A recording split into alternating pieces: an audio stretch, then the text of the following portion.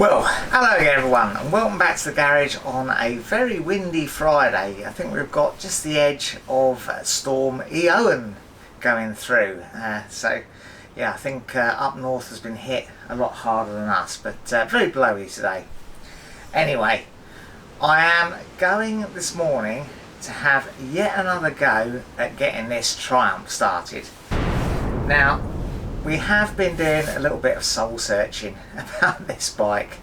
It really is proving a lot more of a nightmare than I thought it would be. Remember, this all started just with a little bit of welding needing doing on the header pipes, and the bike hasn't run for getting on for 6 months now. It would be worth a lot more than I could get for it if I sold it, if I broke it up for parts, which is something that we have thought about, but you know, I don't really like to be beaten. I've never really scrapped or broken up a vehicle for parts just because I couldn't fix it. I've scrapped things because they're not economical to repair, like need a whole new engine, or the bodywork's just rotted out totally and it's just not worth repairing. But you know, if somebody said to me there's a part you need that's 100 quid that would get this bike running, I would do it, you know. But it's just knowing what the problem is. So I'm not ready to admit defeat yet. There's something, it's not a financially sensible thing to do to try and get this bike running. I've spent quite a lot already on various different things to try and do it, and just the time that we've spent as well. It would be far more financially sensible to break it up, but yeah, there's something more to it than that. It's a sort of it's a test. It's a challenge, for want of a better word. Although I am getting disheartened with it, but I'm fighting that, and I want to get it running. I've made the decision to not keep the bike. Made that decision a while ago, so yeah, it doesn't make a lot of sense, but we are going to persist with it. Now, the first thing to do, I think, is to see if it has miraculously fixed itself in the night. It's sat here for a few days actually, but there is this theory that the ECU just needs to have power to it for a while for it to sort itself out. So I'm not that optimistic, but you know, stranger things have happened, so let's give it a shot.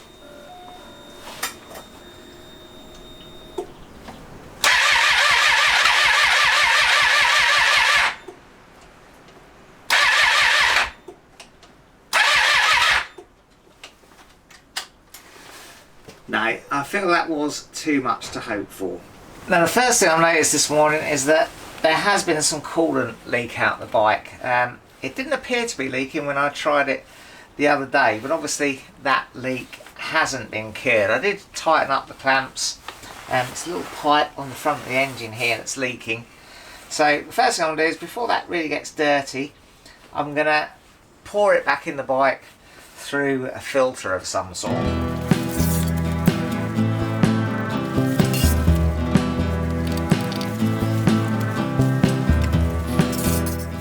Now, as you can imagine, there's been a great deal of discussion between myself and Chaz and other folk about what might be stopping this bike starting.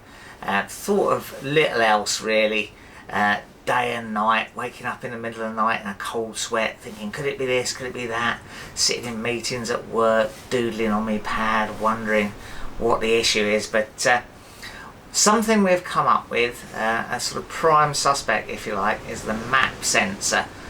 The manifold absolute pressure sensor. Now, from the moment I bought this bike, the very first time I looked under the tank, I did notice that had it's mounted on a little plastic tab on the airbox, and it had snapped off, so it just sort of lays loose in the workings, if you like.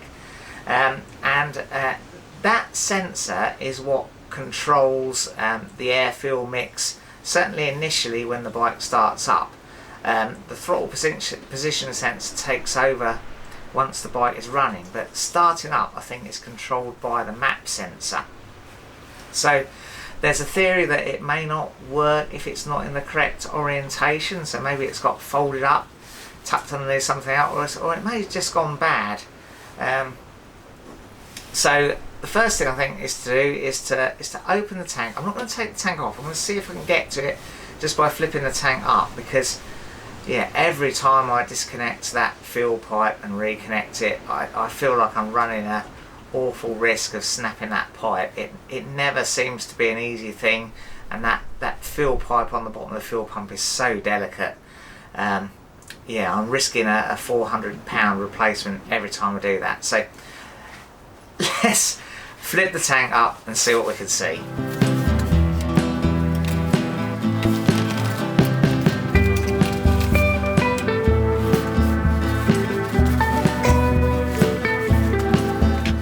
Now, of course, I'm sure I'm not the first person to have these sort of intractable starting problems with something that's been worked on for a while. So let me know in the comments if you've had similar issues and what you did to get over them, because I think at the moment any ideas are appreciated. I know a lot of folk have already commented with different things, and we've tried out a lot of the suggestions. I can be so careful with this.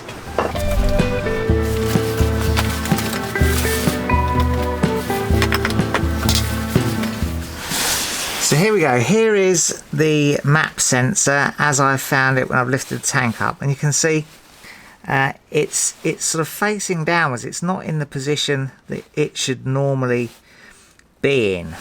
Now where it's supposed to be is mounted onto there. You might be able to see that that tab has snapped off. So what I'm going to do is rig up some way of holding that there, just to double check that that has that sort of being in the wrong position is not the issue. It's not as simple as that. So I've literally just wedged it in position with this screwdriver. It does seem like there's way too much going on in that little tiny space under the tank. There's just so much stuff crammed in there, and it's all a proper jumble. I've seen some pictures online of street triples where the tank's been taken off, where it does look neater. So I guess the factory put it in nice and neat, but over the years as people work on it, it's really difficult to get back looking anything like the factory installation. Anyway, let's see if that's made any difference at all. Fingers crossed, folks.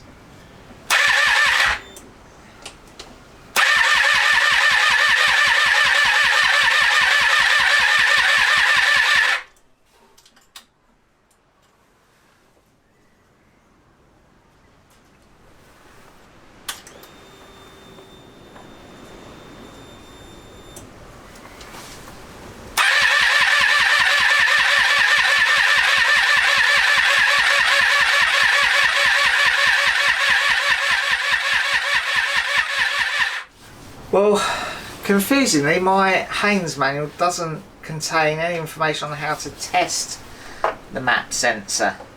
I suppose the only thing you could do is replace it with a known good one. Well, I don't have a known good one, so I've unplugged it, I've cleaned the contacts with contact cleaner and put it back together. Let's see if that's made a difference.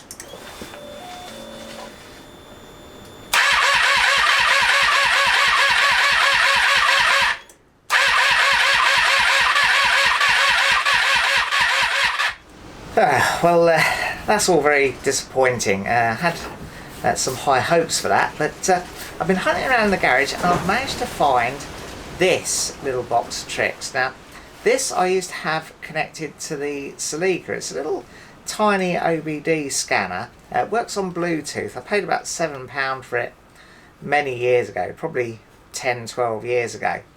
And I used to use it, I used to keep it plugged in permanently to the OBD port on the Ttxela, because the Ttxela used to throw codes related to a vacuum in the filler pipe after you filled up with petrol on long run and set off again. It used to pick up excessive vacuum in the filter. God knows why it measured that, but it used to pick it up, and of course I could clear it. Didn't seem to have any effect on the engine. I could clear it and be on my way.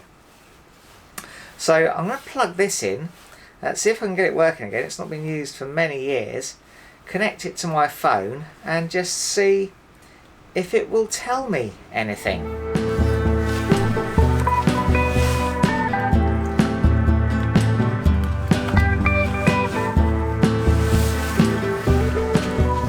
Right, so I'll turn the ignition on.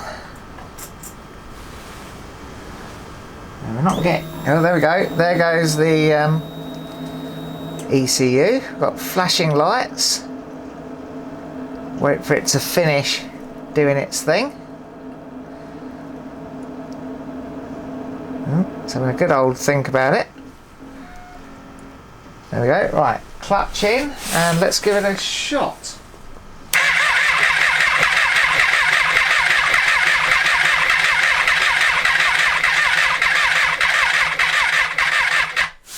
Right, so let's see if she picked up any fault codes.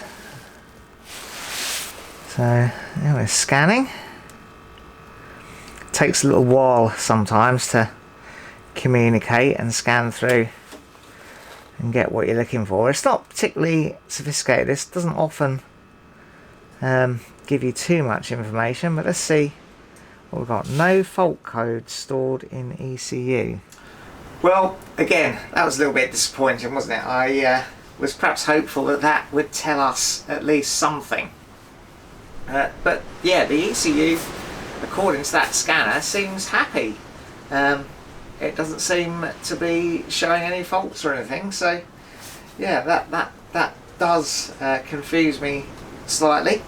Right, so on to something else. The next thing that's been suggested is the crankshaft position sensor is faulty, and I have found some instructions in my Haynes manual as to how to test that. And the first thing we have to do is to trace the wire from the crankshaft sensor to its connector. So here we go, here's the wire going up. You can see that there. There it is. Where is it going? It's going to here. Right, so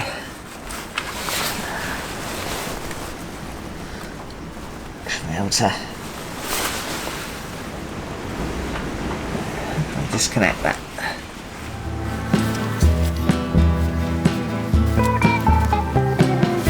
Oh my goodness, super fiddly again.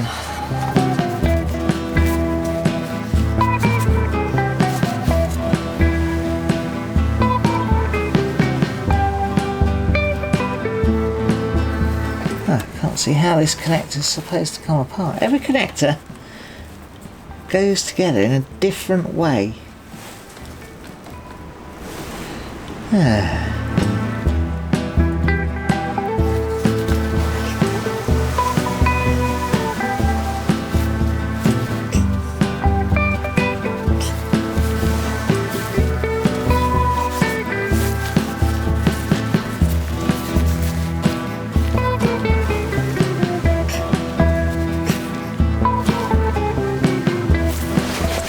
Come on.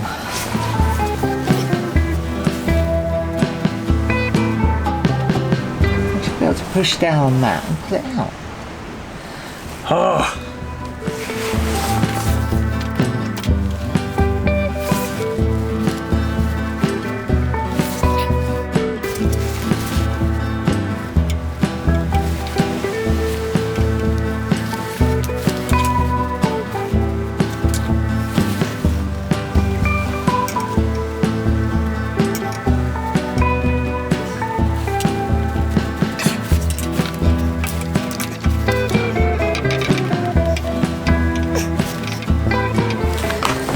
Sure, you just push that in and bloody hell.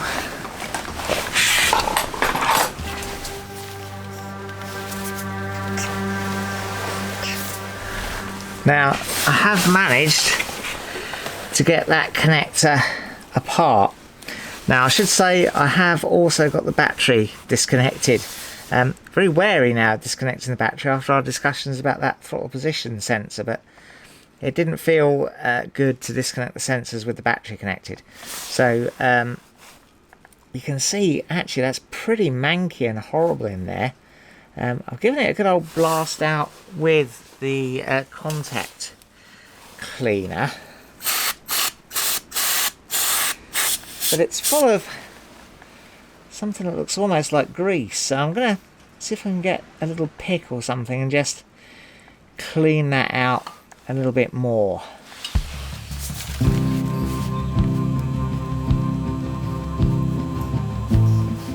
I think that might be Vaseline or something.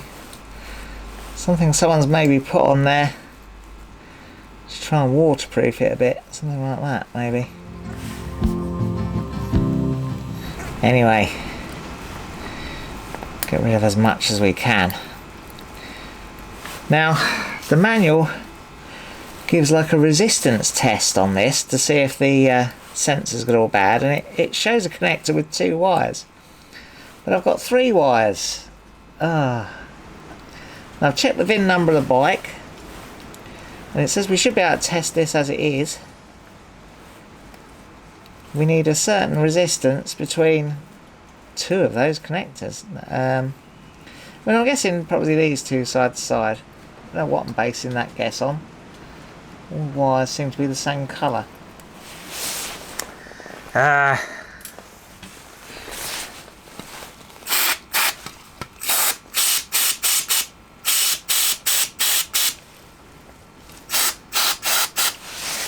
It's tempting perhaps just to plug this back in and see if it works now I've cleaned that out a little bit, but given how difficult it was to get apart, I'm going to try and test it first. Well, I tell you, well, the book says to set the multimeter to K ohms, and I haven't really got anything that says that exactly. I'm assuming it's the least one, the smallest one. Don't really know. As you may notice, my electrical knowledge isn't up to much, but it says it should be 0.21 plus or minus 10%.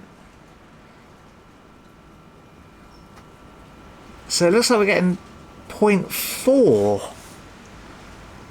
Now that's more than plus or minus 10% of 0.21, isn't it? Let's try out another setting.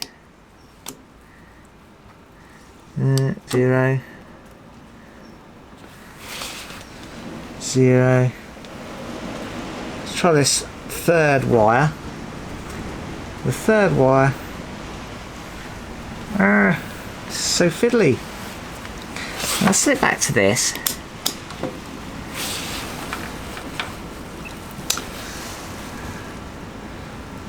Yeah, so 0.5. But if I put it into the 3rd one, then I just get 0.5 again.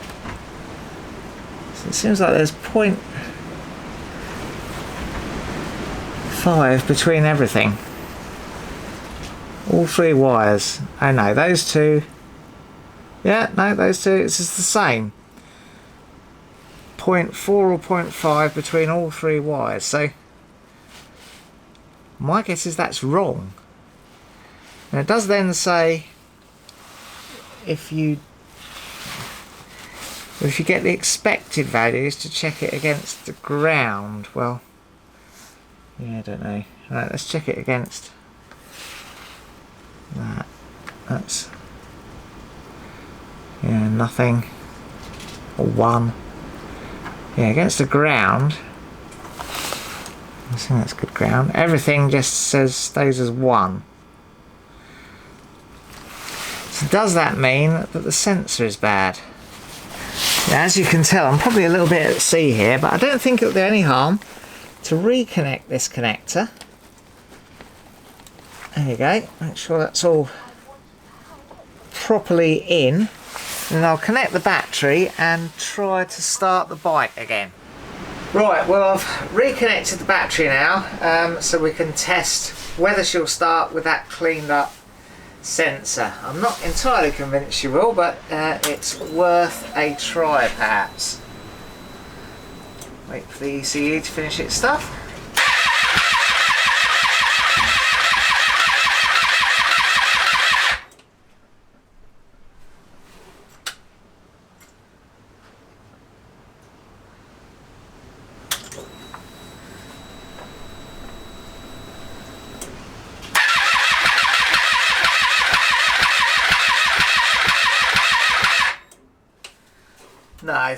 No, she won't. Definitely something missing. It's like not a noise on both sides, if that makes sense. Oh, I do know what you mean, yeah. It's like a noise on one side but not both, and it's usually one on both sides. Right, so the next thing is to take the stator cover off and just check that crankshaft position sensor hasn't suffered some sort of misfortune in there. I'm hoping we don't need a replacement one, because you can't buy them on their own. You have to buy the whole sort of stator and position sensor together, which I imagine is probably quite expensive. So anyway, first step is to disconnect the battery again and drain the oil. Right, well, in preparing for removing the stator cover, I've actually found the right connector for the crank position sensor. The connector that I was working on was the alternator connector, and this was actually hidden right behind there. So there's two connectors come out from that stator cover, and I was testing the wrong one. So let's try that again and see what resistance we get across this one. Okay, so I've got my multimeter set to the 20k ohm setting. No idea if that's right or not. We're looking for 0.21 plus or minus 10% according to the book. So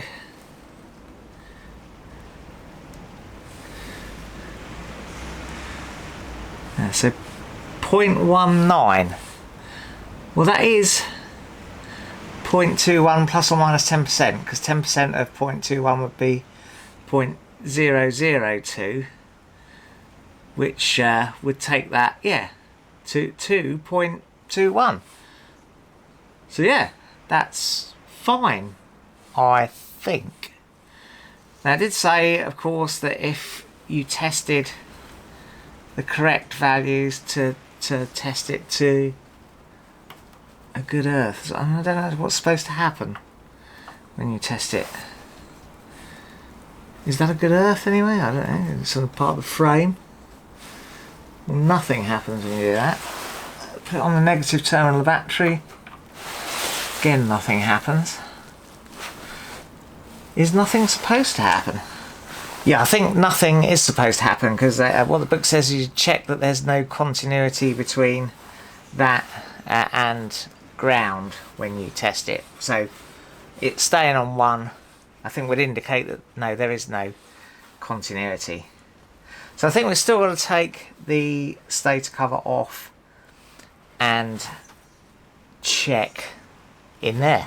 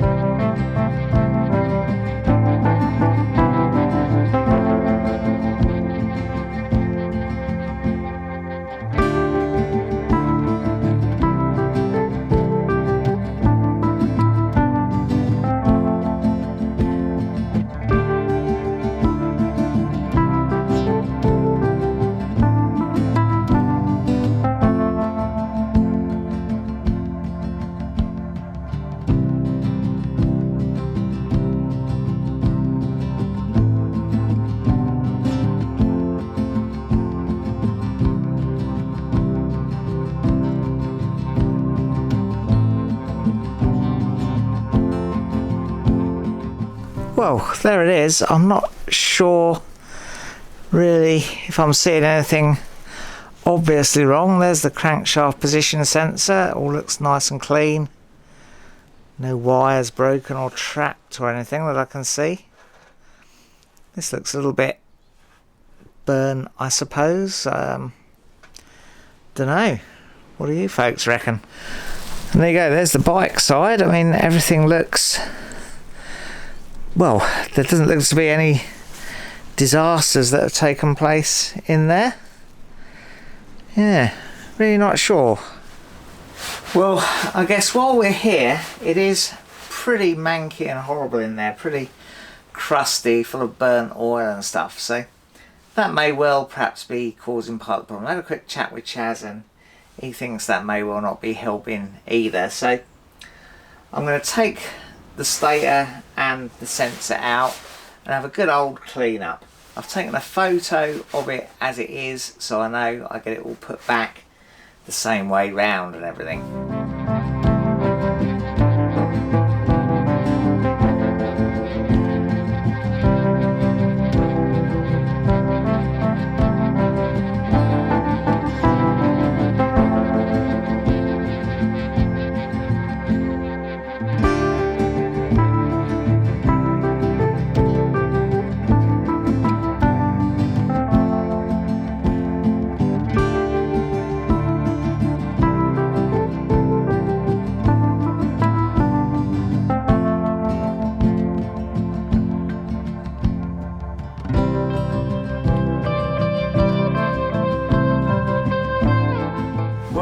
That's not really coming off that easily with the brake cleaner. It's proper crusty. There's like a heavy burnt oil varnish and even like chunks of coal-like carbon on those copper coils. So yeah, I'm going to leave it soaking overnight. Nicky's just told me that young Mia is about to arrive. I've got to look after Mia tonight, so that's about it for me working on the bike here. But I don't think that'll do any harm to sit in that brake cleaner and soak overnight. I wonder if possibly something like diesel might work. I might soak it in some diesel.